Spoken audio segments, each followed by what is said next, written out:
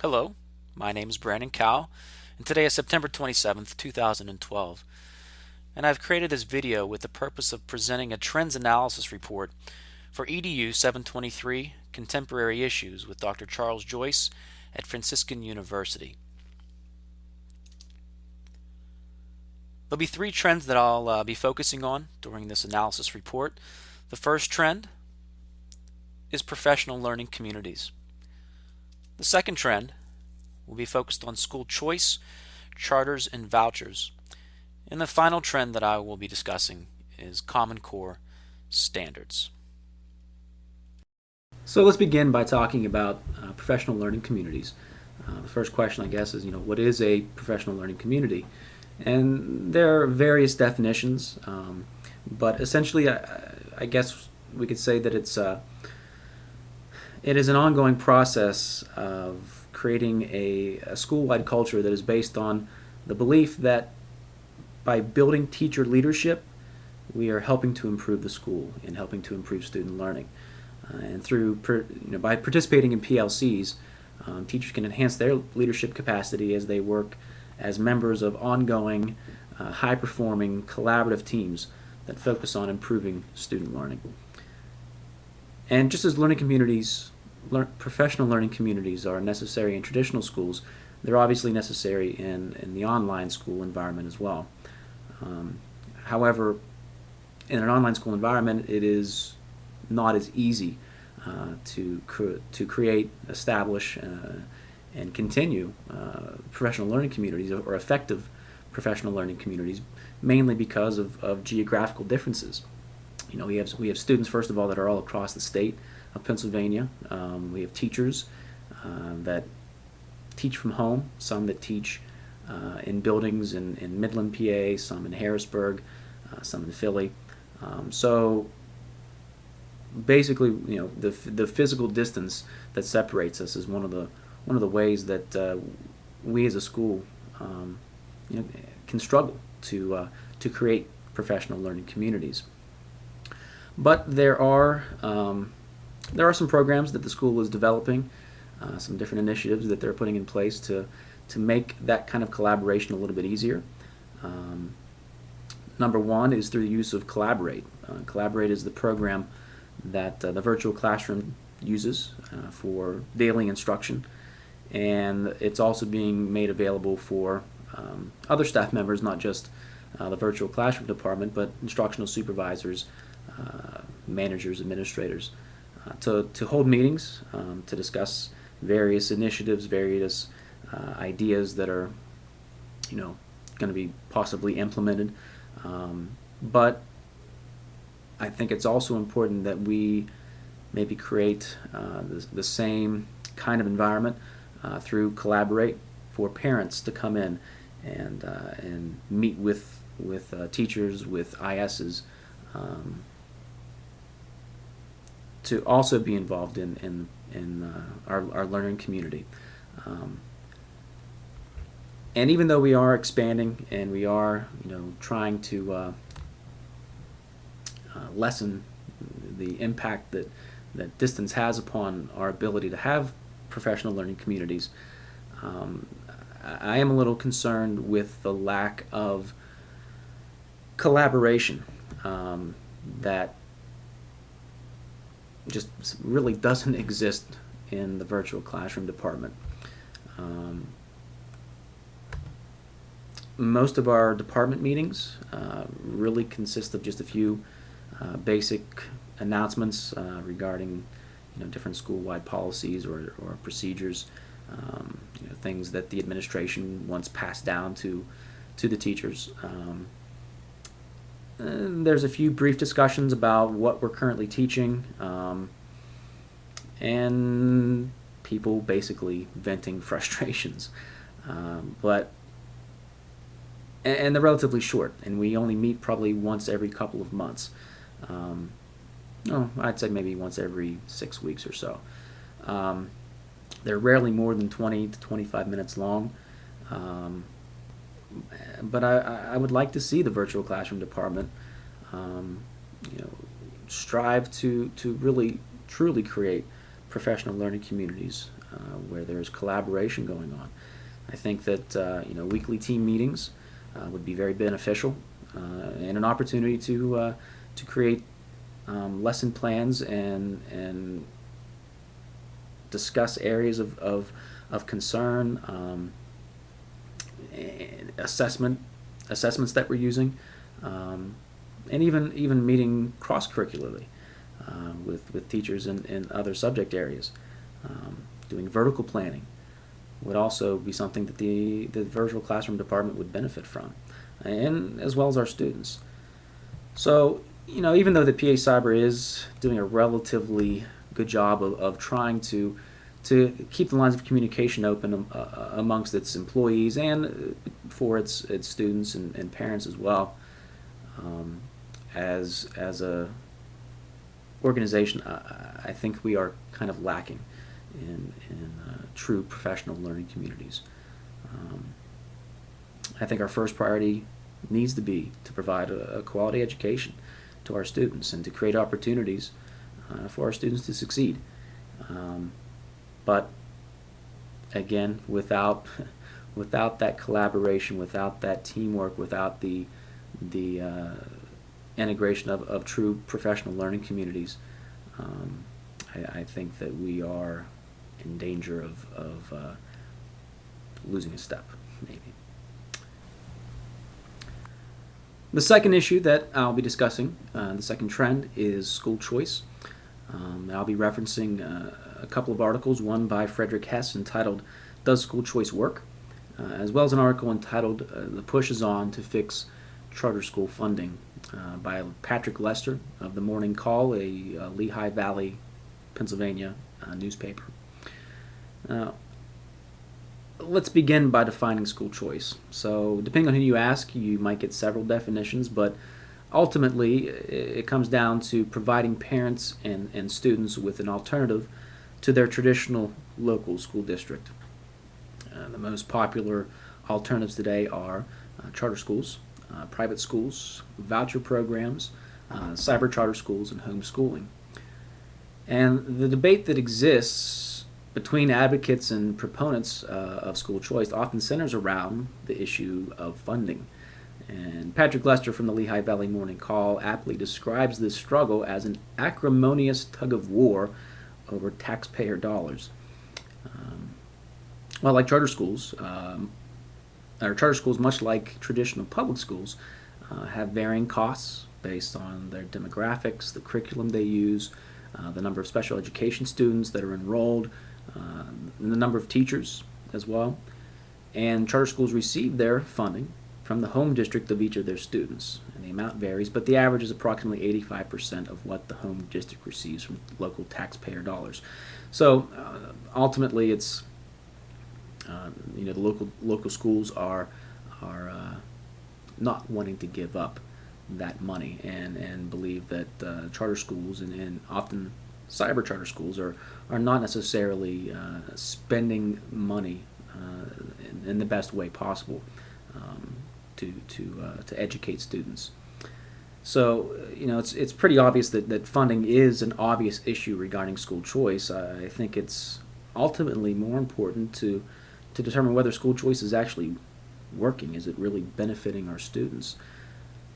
So that's when I found the article by Frederick Hess entitled "Does School Choice Work?" So numerous studies have been conducted attempting to determine whether school choice is actually effective, charter schools, voucher programs, and the like. And very few of these studies have had the same results of assessments of school choice. Like traditional schools, charter schools vary greatly in their effectiveness. In fact, according to the article, "Does School Choice Work?", more recent studies have mostly added to the ambiguity surrounding school choice.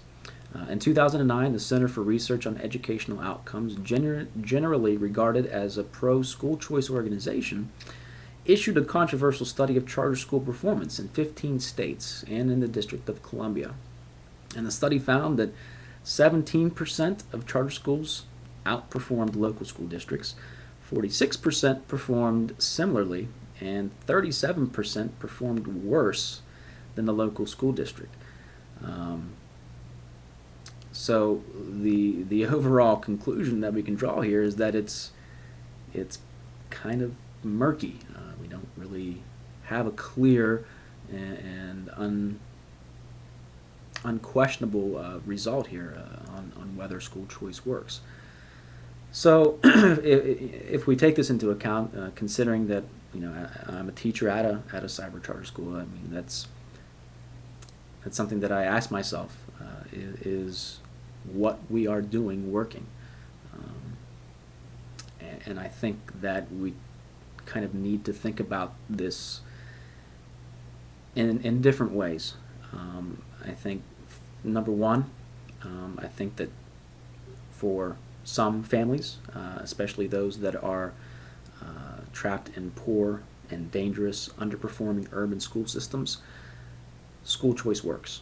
Provides a safe environment where students can feel comfortable and safe.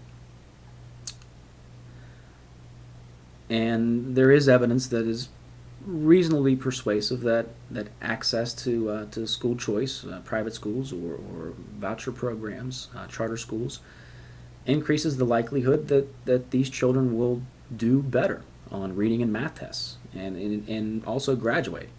Um, but even if those results don't necessarily come to fruition, uh, the parents are probably more likely to be satisfied with their children's school and regard them as safe and think of them as being in a safe environment.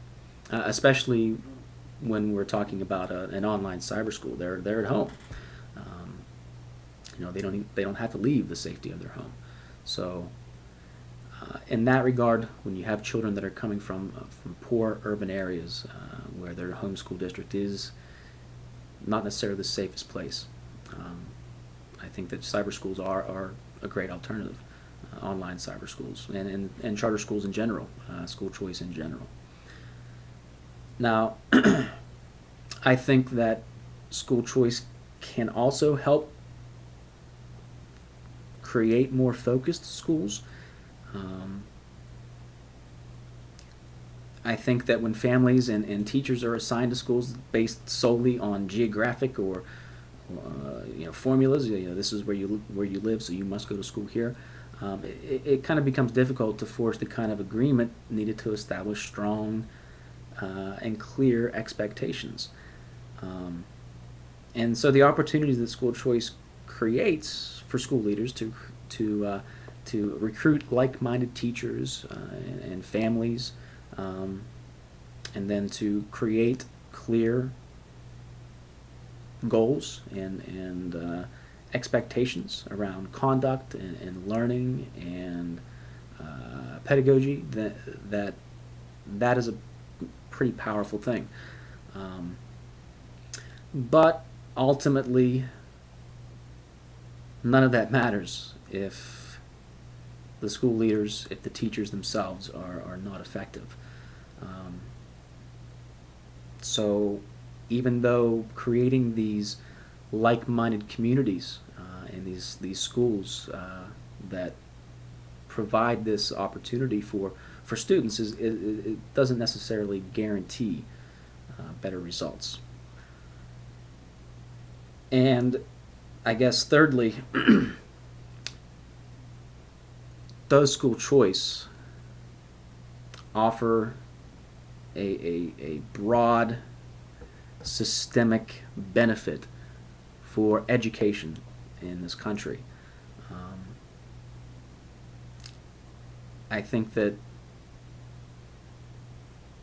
choice has not really inspired a lot of charter school operators to develop great alternatives or great schools, and there's really no evidence to suggest that charter schools on average are any better than school districts. And there's only a little bit of evidence to suggest that school choice in general prompts other school districts, the home school districts, to become any more productive or any more effective. But I think there is, however, a fairly clear evidence that that school districts do respond under sufficient duress, and that high-quality charter schools can and hopefully will emerge under the right conditions. And I believe that we at PA Cyber are one of those schools, that we are meeting the challenge, and it's not just about the money. I think that we have a lot of teachers, instructional supervisors, administrators across the board that our number one goal is to increase student learning and to improve student learning and provide our families and students with the best education we can. The final trend that I'll be discussing today is that of the Common Core standards. The Common Core standards have been developed as an attempt to create a uniform academic standards that are stringent enough to ensure that students in every state are ready for college or for a career once they finish high school. And the main goal is to basically raise the bar nationally and make American students more competitive with students from abroad.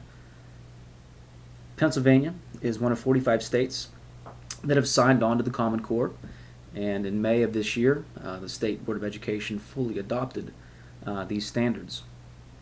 And the State Department of Education also plans to revise its annual PSSA test to reflect the new, tougher standards. And these the new assessments are going to be they're being referred to as the Keystone exams. Now, these new standards and the standardized assessments that are used to gauge student learning have numerous implications for schools across the country. The first being the high-stakes environment created by these tests that put tremendous pressure on students, teachers, and the entire school to perform well or face penalties and potential sanctions. The new assessments, known as the Keystone exams, will begin to replace the PSSAs in 2013. And this is especially relevant for PA Cyber, as we failed for the first time in 3 years to meet the requirements of AYP. Stricter standards and higher expectations make the possibility of failing to meet AYP for 2 consecutive years a potential reality for the school. If the school fails to meet the requirements 2 years in a row, we will be facing sanctions that could negatively impact our reputation as a school and, in turn, our enrollment. Now, the virtual classroom department has begun taking measures to prevent this from happening. Curriculum mapping has begun in order to ensure that our curriculum is closely aligned with the standards of the Common Core and the objectives. And if we are to successfully transition to the Common Core standards and the assessment and curricular changes they bring, we must remain proactive and diligent in our race to the top.